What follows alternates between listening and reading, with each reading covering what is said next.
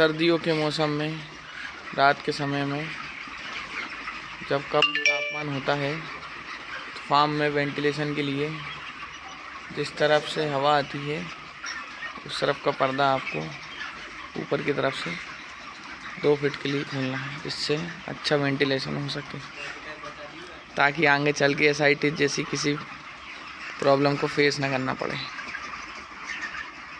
देख सकते हैं आज 28 दिन का बच्चा है ये। एवरेज वेट 1500 ग्राम आ रहा है आज।